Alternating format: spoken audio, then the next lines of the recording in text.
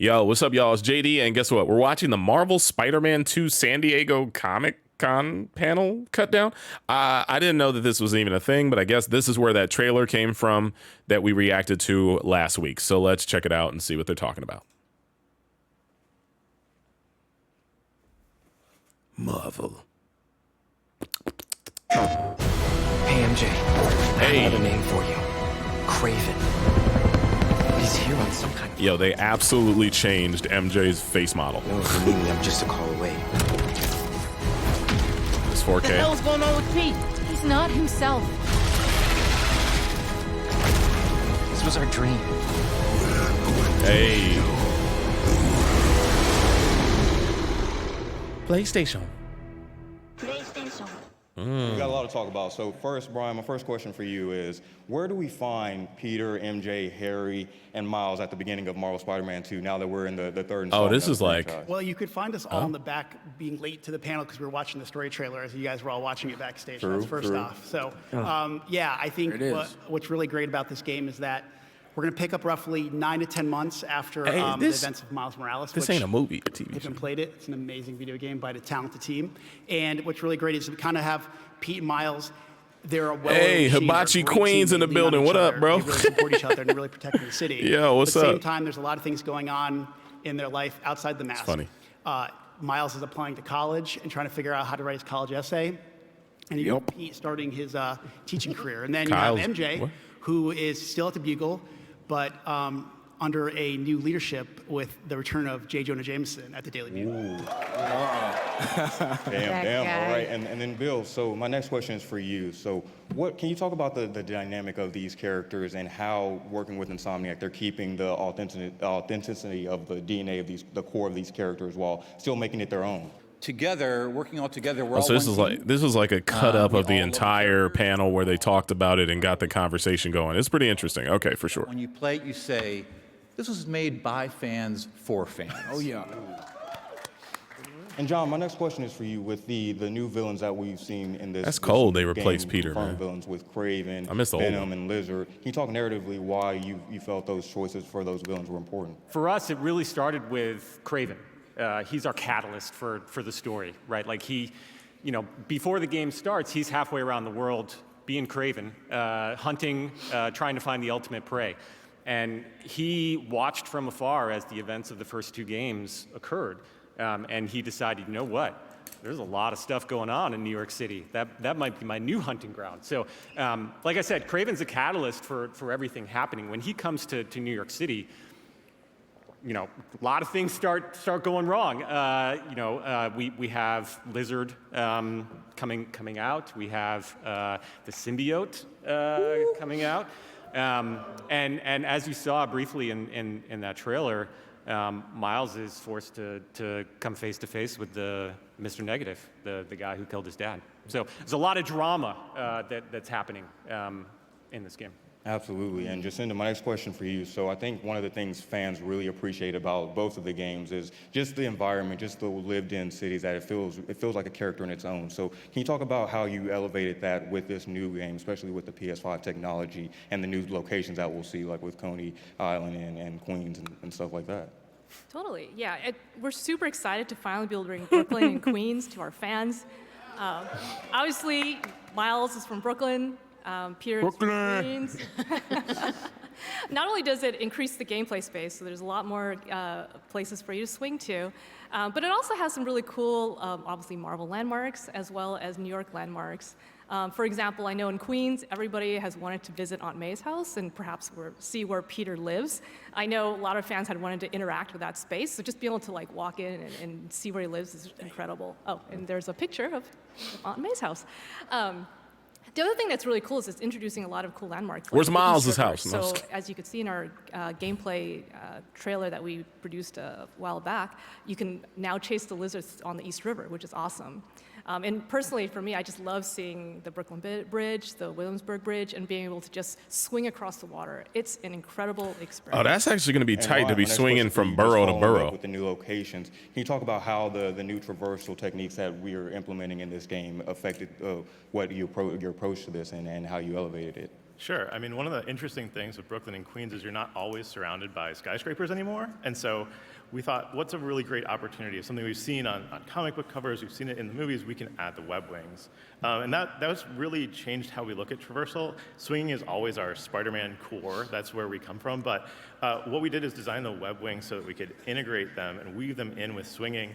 You gain height and you build speed between swinging and the web wings, and you go back and forth and really kind of weave your way through the city. It's really fun. In Brooklyn and Queens, there are some lower spaces, there are some new spaces, but you have to get between Manhattan and the other boroughs by crossing the river. So that's another opportunity where we could really, well, we added these things called jet streams or wind tunnels. You really build speed there, and they just shoot you right along when you're on the web wings. It's really fun, and it's one of the chances for us to really push the power of the PS5 there and like hit a level of speed that we hadn't had in the previous game. It's really added a new dimension to what we can do with traversal. We see Mr. Negative in this trailer. So can you just briefly talk a little bit about how he's still coping with the effects of his game and dealing with the loss of his father? Man, well, y'all seen Miles' trajectory. I like this kid. and I like him everything that he's playing been through Miles. with his family and his friends, and just getting into this new world that he's, being introduced to. But he's now owning this power. But coming back to Martin Lee, man, that was something big. I didn't think that we would revisit that because we had a lot of emotions on set. And my last question, because we touched on it as well, but his powers and his abilities, how is he really, we see them evolving, and we see him, he has a couple new abilities. I ain't gonna lie to y'all. Video game Miles kind of go hard. With his abilities. Oh, we got some stuff coming for y'all. Y'all get ready. October 20th. You're gonna be surprised, you're gonna be shocked, you're gonna be on your feet. You're gonna be screaming, you're gonna be crying, you're gonna be laughing. So y'all get ready, man. We got some powerful stuff coming for y'all. I apologize to employers everywhere because I hear a lot of people going, I've already booked, time off from work, from October 20th for like 3 days. I forgot that's Yuri. We have MJ in the house. Oh, I didn't realize that was Yuri Lowenthal. What are her ambitions? Dang, the in this game, face and how actors her ain't getting no love in storyline this has evolved joint, from when we except last for saw her. Miles because he plays coming to her Miles. own a lot more. I think she's understanding who she is as a reporter and as a writer a lot more. She spent a lot of time away from Peter in Symkaria, and am I allowed to say this? She's writing. There's a reason why we wanted Yuri They got to cut some of this out. because they are a team. They are, they complement each other. You met Yuri Lowenthal at MomoCon? That's tight. World, Nice. What's happening in their lives, and I think that's why, even Can I bring the volume up? shooting It our seems scenes, low. we're all kind of working No, I together guess as not. a team, figuring out how do we put this game together. And I know we couldn't be working with better people. Like, I love these people. They're awesome. So I Love you think too, man. Love you more. Love you too, man. Yo, hey, cut me a check for the third game. I need Somebody that. else that we can't forget about on this panel. That is the Venom of the Venom. Tony Todd, it is truly an honor to have you on this panel right now. Let's He's a throwback. I get a call from Insomniac to test drive Venom. Venom and Black, I gotta bro. say, it's been the most exciting Miles Black, voiceover Venom Black. journey that I've had. To All my date. favorite characters black. I'm just kidding. I'm just playing. Right. That's really cool, though. About the casting of this. I know is there a story or something along how this happened? Oh yeah.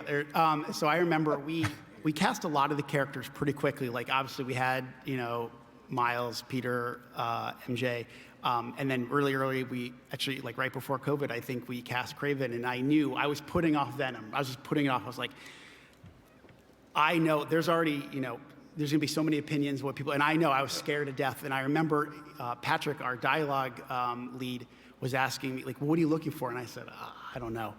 And then I remember it just happened to be on the internet one day, and I was listening to one of I think it was the Candyman, the new Candyman trailer, and I heard Tony, and I was like, hey, if we could get like a Tony Todd, that would be the one. And then a couple weeks go by, I don't think anything about it, and Patrick messages me and goes, you're not gonna believe this. Tony Todd's interested. And I remember he sent a real quick tape in, and it was like sorry, Tony, it was really bad, like, audio quality, but it took like 3 lines, and I was like, that's it. Just, please hire him. Please, whatever he wants, give it to him. And I think you all know. He probably recorded on his iPhone. Let me do this little audition real quick. We have a wonderful, There we go. All right, we done. Insomniac, but we have so many Insomniacs who are putting so much work into this game. And I just want to say, if they're somehow listening to this somehow, thank you for all the work that you guys are putting into it right now. It's incredible. The work they're doing to finish this up. It's just, I call Insomniac my second family because we just put so much into this. And you can imagine when you're in your family, everybody has opinions, right? Yep. And I think it's probably the only decision I've ever made being a creative director in 10 years where I just said, Tony Todd is going to be Venom, and everybody said yes. So, can you just talk a little bit about Venom's motivations and his personality in this, and why that he's mother to the narrative trying to kill these boys? Yeah, I mean, Venom is a symbiote, right? And I think that See you later, Bryson. Thanks for pulling up. A lot of symbiote stories have in common, and the reason why I think we connect with them really well is that it's a simple human story. We all have a darkness inside of us. And then you put the symbiote on top of that. It really brings out the dark parts of what Spider-Man is about, power and responsibility. You heard Yuri The dark talk about parts? it a couple of minutes ago. What do you mean by that? And what happens in the story is that sense of responsibility starts to go away. It's really interesting when you bring the symbiote into these relationships, how it really challenges them, not just externally, because there's cool powers. Ryan was talking about having that control in your hand. Oh my God, it's amazing. But the people you love around you. Tony, I'm coming back to you. Can you talk about your approach to bringing the voice of it to life and how you approached it? For me, Venom was fun to do, and I wanted to make sure that there was a joyous quality in his destruction. I'm glad it was fun for you because it scared the hell out of us. Always fun for me. Yeah, it'd be funny when we were in the recording booth because we would record separately when we were doing gameplay dialogue, and every once in a while, Tony, you would come and play in our headphones before a line, and it was like, oh God. Wouldn't expect it, and it was terrifying. And Brian, I'll come back to you real quick. What was that like when you heard Tony voice his lines for the first time officially, and what was your initial reaction? Well, first relief, because I was like, okay, we made the right choice for sure. And I think then just general excitement. And I think Tony is so talented that, sometimes depending on, we have so many different characters or so many different actors, sometimes we're, depending on what the role calls for, are we going to, adjust the way that they do the line, and you just let Tony be Tony and you get magic. It was like a gift come true to be able to cement myself in the whole voiceover family and world and meet new friends and conquests, and I'm still pinching myself because I'm a gamer, and I'm telling you, I can't wait for this monumental masterpiece to drop. That's right. Sizzle. I'd be remiss if I didn't ask you, can you do the iconic "We Are Venom" line for everybody in the crowd? Bring us all out. Which do you want? No, okay. We are Venom. Hey. That's fun. Well, I think we got some special surprises coming up for you guys. I think the next thing we want to talk about is the collector's edition statue that we have here on this table right here. I think it really represents what this That's game pretty is about. tight. I've said in previous interviews, I've talked about, it's called Spider-Man 2 for a reason, because we have 2 iconic characters in this great piece of art, but also it's going to take 2 Spider-Men to take on something so powerful, something that they've never been able, there's nothing come their way. I mean, if you look at, whether it's Doc Ock in the Man, first this game, game's gonna be fire, bro. Miles Morales. I'm excited. Venom is literally a whole different beast. Brian, why are you putting on gloves right now? Like that's. Oh, these? Yeah. What is that for? Well, Like, Dorian, I think we should play the video first. I think we should play the video. Let's go ahead and play that video real quick. And then they play the video for the game. Oh, the console. Miles, I need your help. What is this stuff? What is this stuff? Hey, we've seen it.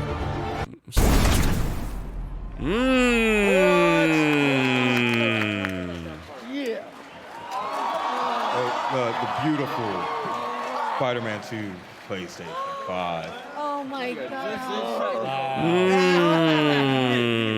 I didn't know about that.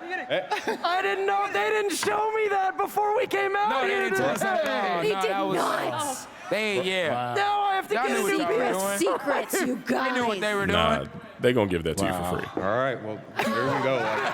Like Marvel, That's pretty tight. they keep everything so tight-lipped. I found out about this 5 minutes before we came out here. That's how serious they are. So, Brian, can you speak to this epic, amazing, beautifuln's right here? Shout out to This them has for been one selling of the biggest plates. secrets throughout the entire development of the game that we were going to have the console and the DualShock. So I know. Is it a we're pretty pumped. DualShock? I think, DualSense? we Is talked that what he about meant? the Symbiote playing a big role. Okay, Obviously, take it back plays to a the big role here in PlayStation 2 design of the DualShock console, and controller. We thank PlayStation for going above and beyond with the design of it. I know I just worked really closely with everybody on the design of it, and I'm pretty pumped, man. All in all, that being said, I want to say thank you again to this incredible panel. Thank you guys so Thank much for all your y'all. hard work. That's tight. That's tight. Shout out to the Spider-Man. Shout out to the Spider-Man. All right, and we're gonna stop right there.